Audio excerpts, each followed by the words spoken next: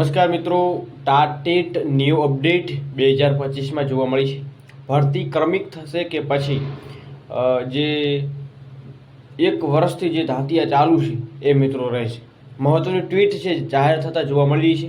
તો ટ્વીટથી આપણે અંદાજો લગાવી શકીએ છીએ કે ભરતી છે કેટલી ક્રમિક થશે અને કેટલો સુધારો જોવા મળી શકે છે. તો મિત્રો ખાસ નવા ચેનલ ઉપર છો, ચેનલને જરૂર સબસ્ક્રાઈબ કરશો જેથી તમને આગળની અપડેટ છે જોવા મળી જશે. તો વાત કરીએ ભરતી મુદ્દે, તો યુવરાજસિંહ જાડેજાએ ટ્વીટ કરી છે કે શિક્ષક ભરતીની ઉતાવળ અને હાજર કરવાની રજૂઆતને ધ્યાનમાં રાખી ક્રમિક ભરતીનું બાળ મરણ છે અહીંયા જોવા મળી રહ્યું છે.